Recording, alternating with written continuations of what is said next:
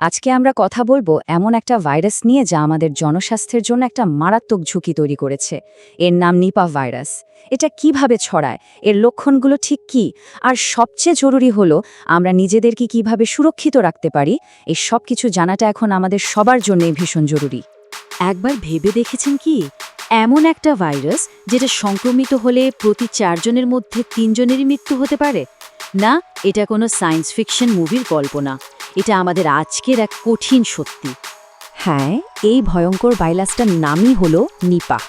আর ঠিক এই কারণেই এর এত সাংঘাতিক মৃত্যুহারের জন্যই বিশ্বের বড় বড় স্বাস্থ্য সংস্থাগুলো এটাকে জনস্বাস্থ্যের জন্য অন্যতম বড় একটা হুমকি হিসাবে দেখে। তো এই ঝুঁকিটা আসলে ঠিক কতটা বড়, এটা বুঝতে হলে চলেন একদম গোড়া থেকে শুরু করা যাক। এই নিপাহ ভাইরাসটা আসলে কি, কোত্থেকে এলো এটা? দেখেন, বিজ্ঞানীরা নিপাহ ভাইরাসকে বলেন একটা জুনোটিক ভাইরাস। এখন এই জুনোটিক মানে কি? খুব সহজ করে বললে এটা এমন একটা ভাইরাস যা প্রাণী থেকে লাফ দিয়ে মানুষের শরীরে চলে আসতে পারে। আর এই ব্যাপারটা বোঝা কিন্তু সবচেয়ে জরুরি, কারণ এর উৎসটা যদি আমরা ধরতে পারি তাহলেই তো একে আটকানোর একটা উপায় বের করা যাবে, তাই না? এই ভাইরাসটা কিন্তু নতুন না। প্রথমবার এটা সবার নজরে আসে সেই 1998 সালে মালয়েশিয়াতে। কিন্তু তারপর থেকে এটা যেন আমাদের এই অঞ্চলের জন্যই একটা নিয়মিত বিপদের কারণ হয়ে দাঁড়িয়েছে। বিশেষ করে বাংলাদেশ আর ভারতে তো বারবারের প্রাদুর্ভাব দেখা গেছে, আর কেড়ে নিয়েছে বহু মানুষের জীবন, স্বাস্থ্য ব্যবস্থাকে ফেলে দিয়েছে বিরাট এক চ্যালেঞ্জের মুখে। এখান থেকেই কিন্তু সবচেয়ে জরুরি প্রশ্নটা আসে যে একটা প্রাদুর্ভাব ঠিক কিভাবে শুরু হয়, ভাইরাসটা তার উৎস থেকে কিভাবে একটা মানুষের শরীর পর্যন্ত পৌঁছায়। এই রাস্তাটা যদি আমরা খুঁজে বের করতে পারি তাহলেই তো একে থামানো যাবে। প্রকৃতির মধ্যে এর মূল কালপ্রেট বা বাহক হলো ফলখেকো বাদুড়। এদেরকে বলা যেতে পারে ভাইরাসের প্রাকৃতিক বাড়ি বা আস্তানা।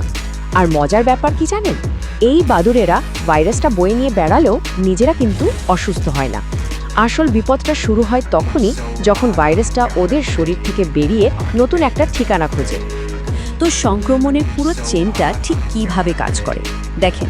প্রথমে ফলখেকো বাদুড়গুলো ধরেন খেজুরের রস বা কোনো ফল খেতে গিয়ে তাদের লালা বা প্রস্রাব দিয়ে সেটাকে দূষিত করে ফেলে। এরপর কোনো মানুষ যখন সেই কাঁচা রস বা বাদুড়ে খাওয়া ফলটা খায় তখনই ভাইরাসটা তার শরীরে ঢুকে পড়ে। আর সবচেয়ে চিন্তার বিষয়টা কি জানেন, এরপর থেকে এটা মানুষ থেকে মানুষেও ছড়াতে শুরু করে। একজন সংক্রমিত ব্যক্তির খুব কাছাকাছি এলে তার থেকেও আরেকজনের শরীরে এটা চলে যেতে পারে।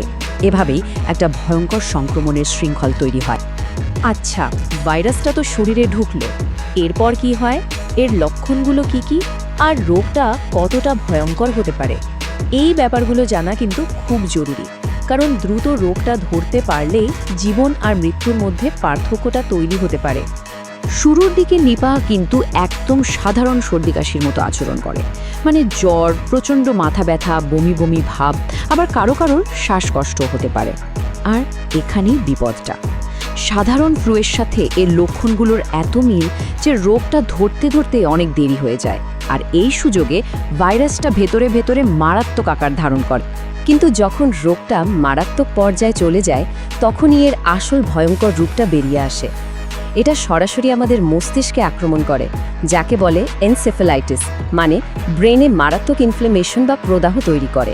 এর ফলে রোগী খুব দ্রুত আবোল তাবোল বকতে শুরু করে, ঝিমিয়ে পড়ে, কোমায় চলে যায় এবং শেষ পর্যন্ত মৃত্যুও ঘটতে পারে। আর এখানে আর একটা ভয়ঙ্কর ব্যাপার আছে, সেটা হলো এর ইনকিউবেশন পিরিয়ড।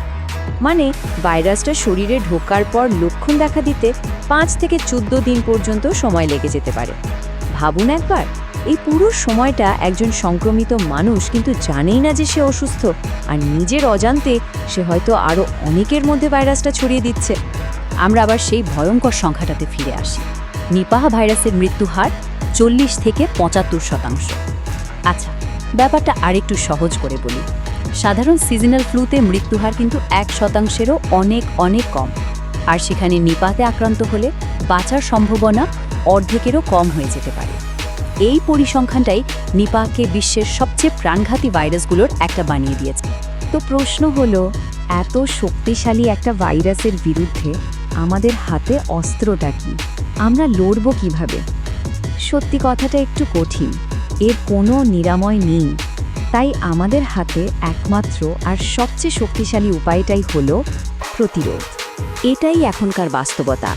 নিপা ভাইরাসের জন্য নির্দিষ্ট কোনো ওষুধ বা ভ্যাকসিন এখনও পর্যন্ত আবিষ্কার হয়নি, কিছুই নেই।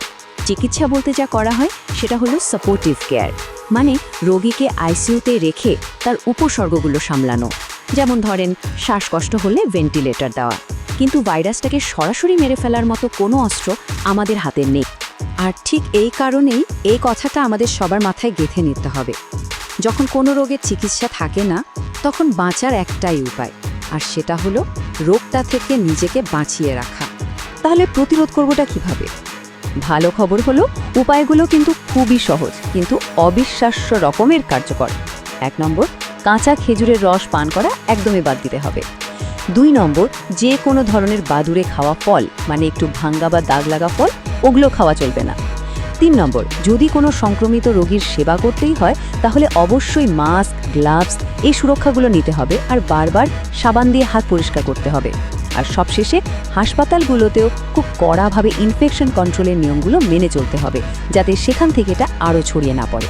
শেষ করার আগে চলুন এই প্রশ্নটা নিয়ে একটু ভাবি, যে ভাইরাসের কোনো চিকিৎসা নেই, যার মৃত্যুহার এতটা ভয়ঙ্কর, তার বিরুদ্ধে আমাদের সবচেয়ে বড় প্রতিরক্ষা কিন্তু কোনো দামি ওষুধ বা ভ্যাকসিন নয়। সেই প্রতিরক্ষাটা আছে আমাদের নিজেদের হাতেই। এই কয়েকটা সাধারণ নিয়ম মেনে চলাই কিন্তু আমাদের আর আমাদের কাছের মানুষদের বাঁচানোর সবচেয়ে শক্তিশালী উপায়। তাই সবাই সচেতন থাকি আর সুরক্ষিত থাকি।